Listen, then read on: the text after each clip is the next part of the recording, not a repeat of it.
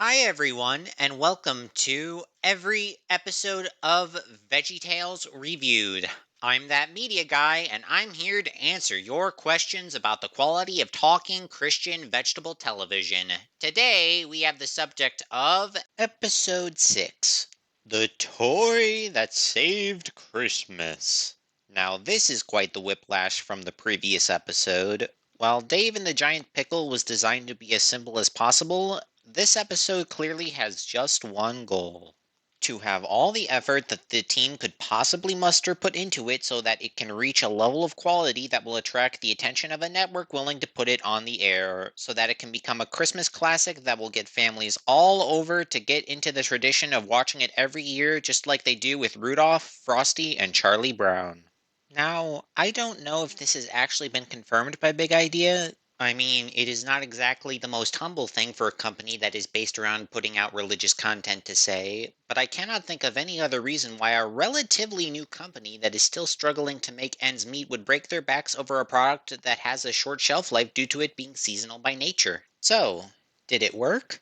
Well, it did get picked up by PAX TV for national syndication. If you aren't familiar with PAX, that isn't surprising since it has been branded as ION since 2005. You still might not be familiar with that network, but you are probably familiar with some of its programming, which includes Bones, Blue Bloods, Criminal Minds, NCIS, and Law and Order Special Victims. That was the network that chose to air VeggieTales. You really gotta wonder where the network executives got that big idea. Regardless, it premiered on December 19th, 1998 as the VeggieTales Christmas Spectacular. It featured the episode in question, and a couple of songs from a Very Veggie Christmas album were inserted to pad out the runtime in order to fill out the hour-long time slot. But just because it's padding does not mean that it is bad by any means. I grew up adoring the Very Veggie Christmas album, and the content from that album that is featured here still has the VeggieTales quality that we have come to know and love. So, even though this content isn't really all that original, there isn't really anything to complain about either. Well, except that the intro states that the French peas are in the special, and while they do have a song in the album, they are nowhere to be featured in the Christmas Spectacular, unless the seemingly new characters of Percy and Little P are just the French peas in disguise. Anyway, the special would also air the following year and the year after that, according to the Big Idea Wiki, but it is unknown if it aired on TV after that. There were multiple Christmas episodes in the original run made after this one, in addition to the first episode of the VeggieTales show airing on TBN on Christmas Day 2019, so it's possible that this first Christmas episode got the shaft. But is that deserved? Does The Toy That Saved Christmas have the quality to be considered a Christmas classic? Am I actually going to start talking about the episode now? Is the answer to all of these questions yes? Let's find out, shall we? The first thing to note is that this is the first episode to not feature countertop segments. Bob and Larry do not introduce the episode, there is no question from a kid that they are trying to answer, and there is no Bible verse that is read at the end of the episode. That is not to say that the Bible is not quoted in the episode, as George reads the story about the shepherds learning about the birth of the baby Jesus from the angel, just like what Linus did in A Charlie Brown Christmas. Yeah, it's pretty clear that Phil wanted to push the boundaries in the exact same way as Peanuts did. But anyways, this episode lacks the framing device from Bob and Larry, although they do still appear in the episode and with Junior alongside them. Although I'm pretty sure that Junior's name isn't stated until they get to Mr. Nezer's TV studio over 20 minutes into the episode, almost as if the team was working under the assumption that the viewers would already be familiar with the characters. Ignoring that the name Junior was not used in the episode immediately preceding this one, that's just kind of an odd thing to assume for something that was made for a whole new audience of TV viewers going way beyond those who simply purchase religious kids videos. But getting back on track again, the lack of a traditional framing device does not mean that there was not any framing device, because this episode goes down the Princess Bride's route of framing the story around a grandfather reading it to their grandchild.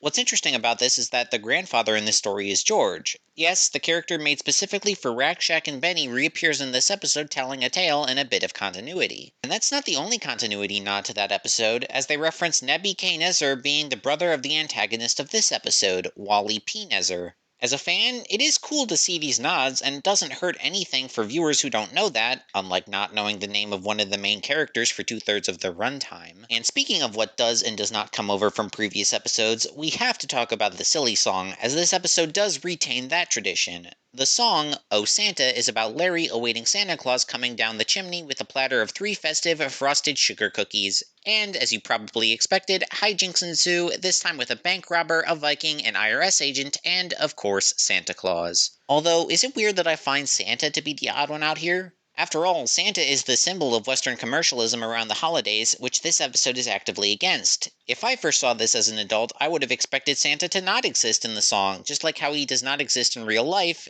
and the other goons show up to completely shatter Larry's reality. But that is not what we got, and what we did get is, well, pretty fantastic. The song has a wonderful amount of silliness for the kids, while the IRS bit for the adults is absolutely spot on. Even if the song still features Santa, it is still a great deconstruction of the ideal Christmas scenario, juxtaposed with Larry's naivete and the wonderfully festive music. In fact, the entire episode has a great score. Kurt Heineke did not get to do all of it due to the crunch of getting it out in time for the holidays, but his collaboration with Alan and Jason Moore does an excellent job of providing a very welcoming Christmas atmosphere with their music. The opening song really brings the energy in a way that, ironically, is the exact opposite of the opening song in A Charlie Brown Christmas. That song has kids singing about the spirit of the holidays in a tune that I can only describe as pure tranquility. This song has the kids fired up about what their parents are going to buy for them. And that is the crux of this special. Unlike the Who's in Whoville, the veggies of Dinkletown have all of their Christmas spirit derived from the material aspect of the holiday.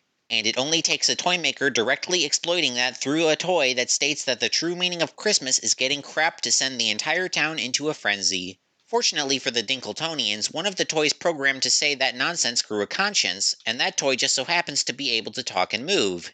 Gee, I wonder where Big Idea got that idea. But unlike Pixar's creation, this toy has no problem being seen in public talking to the townspeople. It kinda reminds me of Regular Show, where the supernatural happens and the creatures of the world go along with it like it is no big deal. And at this point, you might be thinking, wow, you've made comparisons between this special and Regular Show, Toy Story, The Princess Bride, The Grinch, and Charlie Brown. Does this episode actually stand out on its own? Well, yes, it does. First off, the episode does have the incredibly unique sense of humor that VeggieTales is known for, and that goes beyond the silly song. Seriously, only Phil Vischer could write a joke about the game of Mousetrap in a Christmas special starring talking vegetables. I also appreciate the joke about the fictional character of Billy, considering that I have been in the exact same scenario with someone else before where that exact same name was used to describe a fictional person. Oh, and the toy's name is Buzzsaw Louie because, well, he has a buzzsaw built into his right arm. Again, the inner machinations of Phil Vischer's mind are on full display, and they are truly an enigma. But of course, being VeggieTales, this special is designed to do more than just make you laugh. It has something to say, and boy does it get that something across. Go watch Laura Crone's video if you want the finer details along with her opinion, but simply put, this episode does not pull any punches in order to make it as palatable as Larry's plate of cookies. If you couldn't tell by me bringing up how this episode features a story quoted directly from the Bible. Seriously, when I say that the episode broadcasts its message to the heavens, I mean that literally, as the town's frenzy is quelled by the main characters hopping on the air and telling everyone through their TVs exactly what Christmas is supposed to be about for all holier-than-thou Christians. Yeah, needless to say, this could definitely be a turnoff to some people who are sensitive to entertainment bearing even the slightest resemblance to something that can be considered preachy. In fact, because I cannot help myself, allow me to show the clip of Pie Guy Rules giving his thoughts on the special when he comes across an advertisement for it in Nick Magazine. Oh my, VeggieTales, the toy that saved Christmas. VeggieTales, combining two things that kids hate. Boring Bible stories and vegetables. Yeah. No offense to Christianity or any religion on that, I'm just saying. VeggieTales? Why? Why does that exist? This year, make it a VeggieTales Christmas. Join Bob the Tomato, Larry the Cucumber, Junior Asparagus, and a special Buzzsaw Louie toy. As they discover that Christmas isn't about getting, it's about giving. And it's especially about a little baby who was the greatest gift of all. Oh boy, sounds preachy. However, I don't see this episode on a mission to indoctrinate. If it is, then it fails because the overall theology of Christianity is lost in the midst of the citizens of Dinkletown, simply trying to have a Merry Christmas in the face of manipulative marketing. What this special really wants to do is get people to focus on something that is unconditionally wonderful. A baby that wants to give you eternal happiness, manipulative marketing, and corrupt commercialism be damned. And whether you are religious or not, I think we can all agree that we want our holidays to be happy above all else. And you could argue about the ethics behind this message being placed in a product that a company wants to sell for the holidays. I mean, I don't know whose decision it was to advertise the episode in Nick Magazine, but if there ever was a surefire way to get kids to beg for products that they believe will make them happy, but hey, if this was the way to make the episode as successful as it was, then I am more than happy with that, because, in case you could not tell, this episode made me very happy. And I guess this is the part of the video where I cut to the empty countertop to give my final thoughts. But as I said before, this episode does not feature the countertop, outside of the silly song, which is serving as the backdrop here, so I guess I will stay here to wrap things up. Heh, get it? Wrap things up? Like Christmas presents? Yeah, they're not paying me to tell the jokes. Actually, they aren't paying me at all, but I am here regardless to provide my thoughts, and I think that this episode is worthy of being called a Christmas classic. I remember one year, I think I was in my freshman year of high school, when my childhood love for VeggieTales had faded away, but I was bored after school waiting for my carpool to swim practice, so I popped in this episode since it was the season, and I liked it a lot more than I remember the rest of the show being. And this was before I understood the joke about tax evasion. I think what I liked the most about it was its simplicity. Prior to this moment, I was more familiar with The Star of Christmas, since I had a DVD that played The Star of Christmas first and the VeggieTales Christmas Spectacular second, but I would usually have my attention elsewhere by the time the first special concluded. We will get to The Star of Christmas soon enough, but I remembered being entertained enough by that episode, but it did not really resonate with me afterward, and as an adult, I think I can see why. That episode builds its entertainment around events that occur between the veggies playing caricatures of figures present in Victorian style England. In this episode, the entertainment comes from the veggies just playing themselves, learning about the heart and soul of Christmas in an episode that does not have a ton of action going on. Seriously, Louis says that he is on an adventure, Bob says that he knows a guy, and that guy tells them what they want to know. Adventure over, literally, at least for what Louis wanted to discover. In that regard, maybe this episode is simpler than I thought. I know that my main criticism for the previous episode was that it was a bit too simple for its own good, but in this episode, I think the simplicity works in its favor. While I was comparing the previous episode to upcoming episodes in the series, I am comparing this episode to those beloved Christmas specials that I mentioned at the start: Rudolph, Frosty, and Charlie Brown. All of those specials came out in the 1960s, and while that decade was far from black and white in general, the entertainment that we consumed through our screens was simpler and, dare I say, quainter due to the limited technology of the time. The toy that saves Christmas, while not forgetting what makes a VeggieTales special in the first place, also does not forget what made those specials great as well. It might not quite have the impeccable atmosphere of a Charlie Brown Christmas or the phenomenal characterization found in Rudolph, but it combined enough of those elements with the elements that make it VeggieTales to produce something familiar yet unique, and ultimately true to the spirit of the holiday, both for the Christians that revel in the joy of the birth of Jesus, and families that want to be entertained by 30 minutes of wholesome entertainment on the most wonderful day of the year. I have no hesitation in calling this episode certified fresh, and I hope that others come to add this one-of-a-kind classic to their Christmas collection.